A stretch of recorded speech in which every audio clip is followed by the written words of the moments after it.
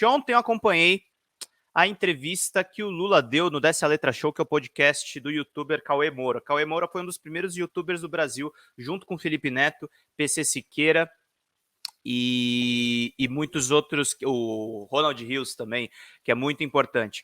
E eu fiz um react em tempo real ontem, com a permissão do próprio Cauê, no meu canal de games lá, que é o Drops de Jogos, porque o Cauê Moura é um streamer de games muito importante, jogava bastante Valorant e outras coisas. Eu achei interessante levar para minha audiência lá de games o Lula falando a respeito justamente de inovação, de tecnologia do país que pode ser realmente o país do futuro. E eu coloquei aqui, ó, peraí, eu tinha colocado aqui, eu fiz o react, deixa eu pegar aqui direitinho, só para não faltar aqui. Cadê os comentários?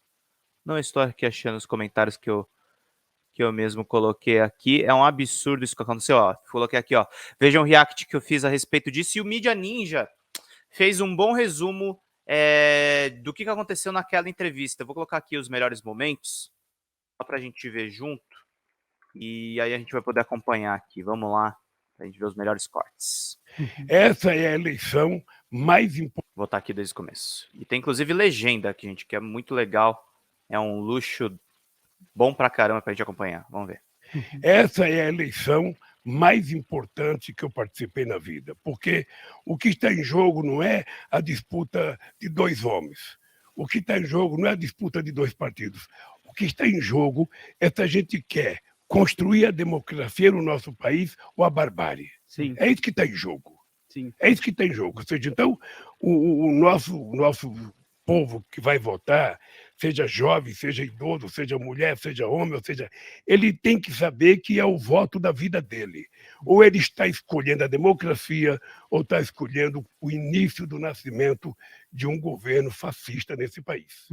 Ou seja, porque se esse cidadão tiver a possibilidade de se reeleger, ele vai implantar o fascismo, ou seja, você veja, ele é um cidadão que ele faz apologia das armas e não fala de livro. Exatamente. Ele faz apologia do ódio e não fala de cultura. Ou seja, ele não tem sintonia com nada que é bom.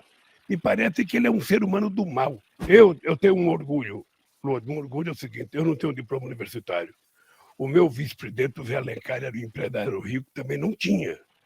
E nós vamos passar para a história como os dois que mais fez universidade na história desse país, que mais fizemos escolas técnicas nesse país e que mais colocamos jovens na universidade. Quando nós chegamos no poder, tinha 3,5 milhões de jovens na universidade. Quando nós saímos, tinha 8 milhões. Você não sabe a alegria que eu sinto, Lode, quando eu vejo a filha de uma empregada doméstica se formar em medicina. Ontem mesmo a gente estava numa passeata lá em Belo Horizonte, a pessoa levantava um faixa, Lula, eu estou filho de empregada doméstica, me formei em médica, me formei em engenheira. É um prazer, é uma alegria que não tem nada que pague. Então, é esse Brasil que nós queremos. Não é difícil você acabar com a fome se você estiver com disposição de acabar com a fome. Sim. Você precisa primeiro incentivar a produção de mais alimentos, tá? Você tem que financiar mais a pequena e média agricultura que aqui produz alimento nesse país. A segundo, você precisa garantir que as pessoas tenham dinheiro para comprar aquele alimento. Terceiro, você precisa fazer a economia voltar a crescer. Não tem outro jeito. A economia crescendo, veja, quando você incentiva a economia cresce, você pega o crescimento e distribui para as pessoas, aumentando o poder aquisitivo da pessoa, aumentando a renda das pessoas, e aí você consegue fazer com que todo mundo viva decentemente bem. Eu vou tentar estabelecer uma coisa que o PT criou na primeira prefeitura, um tal de orçamento participativo. Eu vou tentar ver como é que a gente utiliza a internet para fazer com que o povo possa dar o seu pitaco, sabe, no orçamento. Então, nós vamos elaborar a proposta de orçamento, a gente vai mandar para o Congresso, mas a gente vai colocar na internet para que o povo possa ter a sua participação, o que ele quer. O que ele quer que faça? Se ele quer que faça um campo de futebol, uma rodovia, um parque, uma praça, se investir dinheiro na saúde, na educação. E eu acho que nós fizemos isso, foi um maior sucesso. O orçamento participativo foi uma coisa que a ONU recomendou. A experiência do Brasil era tão rica e ela foi mais forte em Porto Alegre, que a ONU pediu para a gente repassar isso para todos os países da América Latina e da África, porque não dá para ninguém governar o país com orçamento secreto. Primeiro, ser uma coisa boa para a sociedade, não pode ser secreto. Esse orçamento tem que ser público e nós vamos fazer questão de deixar público. Isso é importante as pessoas saberem, que não vai continuar sendo assim. Sim. Eu, às vezes, fico pensando, a política de inclusão social faz com que algumas pessoas tenham ódio de estar no mesmo restaurante que entra um pobre, de estar no mesmo teatro que entra um pobre, de estar no mesmo espaço. O espaço parece que é só dele. Sim. Não tem espaço público para todo mundo. Tem uma turma que acha que se apoderou o Parque do Ibirapuera. Puta, tem gente que começa a ver pobre andar lá, ver negro andar lá, e fala, pô, isso aqui tá ficando demais. Isso aqui era só para gente Bizarro, né? branca, só para gente, sabe? Então, isso mudou no Brasil. A universidade brasileira, se você entrasse numa universidade há 15 anos atrás, há um pouco mais de 20 anos atrás, era uma universidade de brancos, de filhos de classe média alta. Hoje você entra na USP, você tem 50% de estudantes da periferia. Sim. Você tem uma maioria de negros e pardos das universidades hoje no Brasil. Hoje a universidade não é mais privilégio, ela virou a cara e a cor do povo brasileiro. O seu Jorge foi fazer um show em Porto Alegre na sexta-feira passada, sabe? E eu vi a declaração do presidente do clube feita no domingo, antes da repercussão. Eu vi sabe o que ele fala? Eu contratei esse artista, eu pensei que ele vinha de terno e gravata. Ele chegou aqui com moletom, chegou aqui, sabe? E foi fazer, e foi cantar, e foi fazer um gesto, acho que ele fez um L, sabe? E aí o povo começou a vaiar ele, começou a chamar de macaco. Nossa, E o cara. presidente tentando se explicar. Você percebe? Aqui em São Paulo também, um humorista estava subindo no prédio que ele mora com um cachorro, foi entrar no elevador de serviço, uma madame não quis entrar com ele. Sim, sim. E começa a ofender, cara. Isso é crime inafiançável, a gente não pode deixar barato. O racismo tem que acabar. Sim. O preconceito contra pobre, o preconceito contra negro tem que acabar nesse país. A pessoa precisa aprender de forma civilizada, de forma, sabe, humana. O que a gente está querendo avocar é o humanismo, é a fraternidade, a solidariedade, a compaixão, a convivência dos diferentes, coisa que está ficando impossível. Ou seja, esses dias ele contou aquela tentativa de sacanagem que ele tentou fazer com a menina venezuelana. Sabe? Quando ele percebeu que ele ia ser confundido com um pedófilo, ele levantou 1h da manhã para fazer uma live. Foi verdade. Hoje mesmo, vamos pegar o caso de hoje da Polícia Federal. Vamos pegar o caso, ele primeiro ofendeu a Suprema Corte. Depois, ele mandou o ministro da Justiça ir lá para quê? Para quê? Um cidadão que se comportou como um bandido atirando na Polícia Federal, soltou da granada. Ele mandou o ministro fazer o quê? Por que ele não mandou o ministro saber como é que matam tantos pobres na periferia todo santo dia? Exatamente. Por que quando há uma chacina que se mata 18, 24, 25, ele não manda o ministro da Justiça para lá? Exatamente. Agora, para proteger um aliado dele, que ele agora está com vergonha.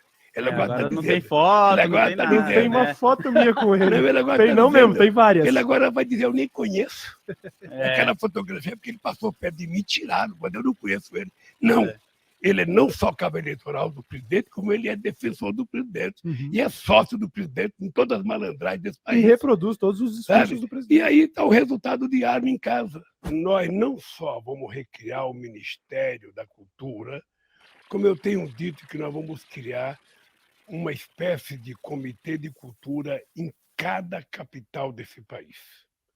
Primeiro, para a gente poder universalizar de verdade a cultura. Sim. A capacidade cultural desse país é muito forte. Em cada região pobre tem cultura extraordinária, tem gente que produz cultura. É uma cretinice achar que a Lei Rouanet é uma lei que está utilizando o dinheiro para financiar bobagem. É que tudo para esse presidente é bobagem. Tudo é bobagem. Na verdade, a indústria de cultura é uma coisa que pode gerar milhões de empregos nesse país.